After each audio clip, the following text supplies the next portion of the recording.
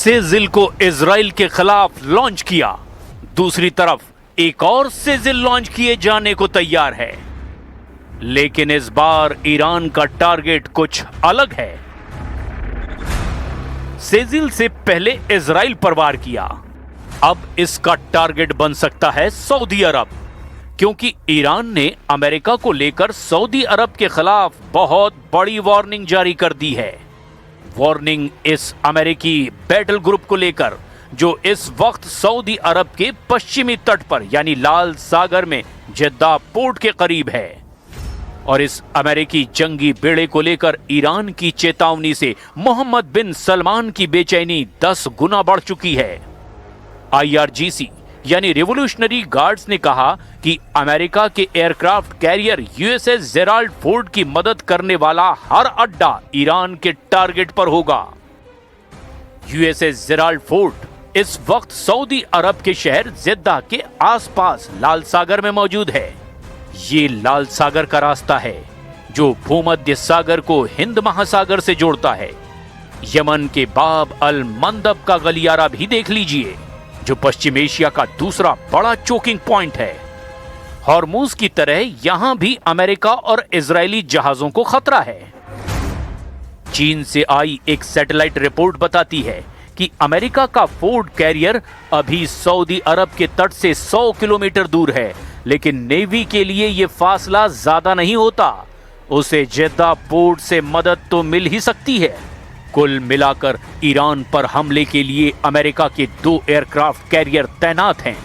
एक है हिंद महासागर में USS अब्राहम लिंकन यानी CVN-72, दूसरा है भूमध्य सागर से होकर लाल सागर में पहुंचा USS जेराल्ड फोर्ड यानी CVN-78, जो 1 लाख टन वाला अमेरिका का सबसे आधुनिक सुपर कैरियर है।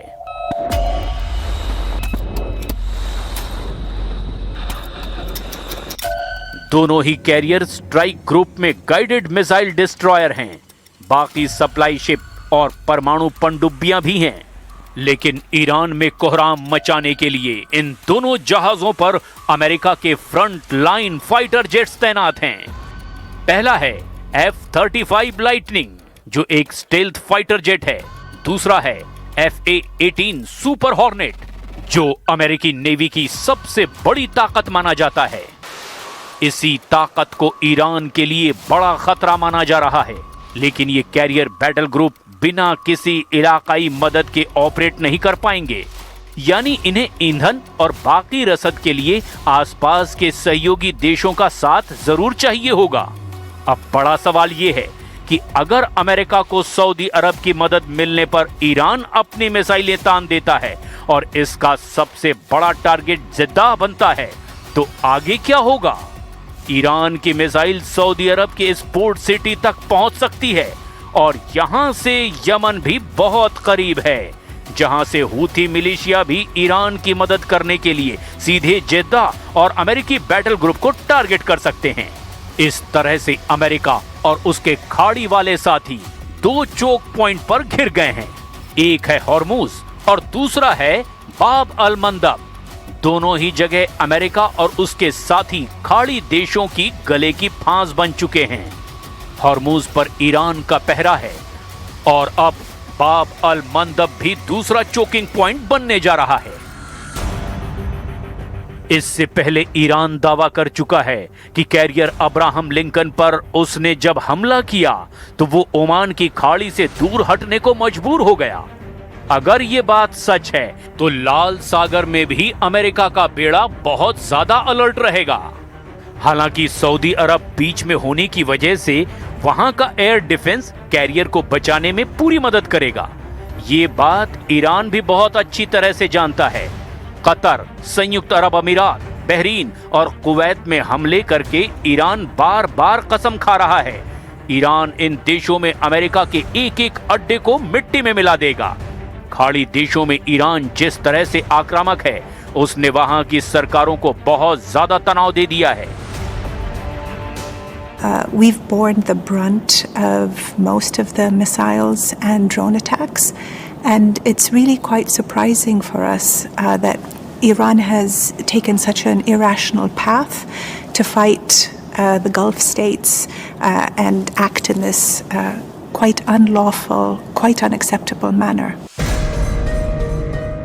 सबकी नजर इस वक्त ईरान की मध्यम दूरी तक मार करने वाली मिसाइलों पर है। ये मिसाइलें अब तक इजराइल के शहरों पर फट रही हैं, वहां के सैन्य अड्डों को टारगेट कर रही हैं। तेल अवीव और हाइफा में कई ऐसी जगहों पर मिसाइल गिरी है जिसके बारे में तो नेतन्याहू ने भी नहीं सोचा था। ईरान के विदेश मंत्री ने कहा है कि इस युद्ध को अंत तक ले जाएंगे। अमेरिका और इजराइल की हार तय है और ईरान सीज फायर बिल्कुल नहीं चाहता। ईरान के इन तेवरों ने खाड़ी देशों को बहुत ज्यादा परेशान कर दिया है, क्योंकि जो अरब देश अब तक अमेरिका को अपनी सुरक्षा की गारंटी मानते थे और जिन्होंने अमेरिकी सेना को अपनी जमीन पर अड्डे बनाने दिए, वो इस जंग में बुरी तरह फंस चुके हैं। Quite the contrary. Our relationship with the US is a long-standing strategic partnership. It's a partnership that doesn't falter in moments of crisis, but has been built on decades of trust and mutual respect. We've been long-standing partners of the US, long-standing partners of Australia as well.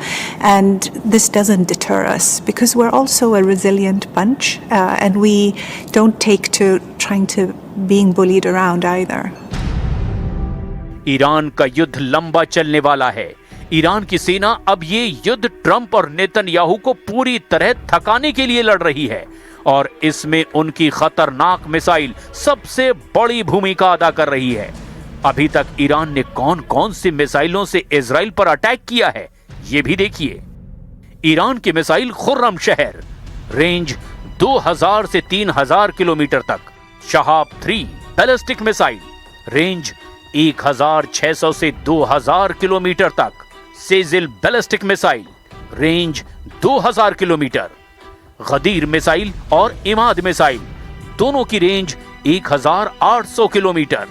जून 2025 में हुए युद्ध के बाद Iran ने अपनी missile ताकत को फिर से बढ़ाया है, उन्हें और ज्यादा खतरनाक बनाया है। ईरान ने ऐसी मिसाइल तैयार की है जो इजराइल और अमेरिका के अड्डों को ध्यान में रखकर बनाई गई है। इनमें सबसे खतरनाक ईरान की 3 नई मिसाइल हैं जो तेज हैं और इजराइल के रडार सिस्टम को चकमा देना जानती हैं। ईरान की फतह हाइपरसोनिक मिसाइल, रेंज करीब 1500 किलोमीटर।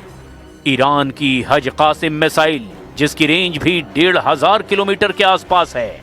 ईरान की खैबर शिकन मिसाइल भी इजराइल को अपनी रेंज में रखती है। कुल मिलाकर ईरान के पास 8 तरह की मिसाइल बड़ी खास मिसाइल हैं जो इजराइल के एक इंच को कवर करती हैं। ईरान के टारगेट पर इस वक्त इजराइल के कम से कम 25 ठिकाने हैं। इनमें परमाणु अड्डे भी हैं, इनमें मिलिट्री बेस भी हैं और साथ में खाड़ी में अमेरिका के अड्डे भी हैं जिन पर बमबारी जारी है। ईरान के इन हमलों ने यूएई को काफी संकट में डाल दिया है।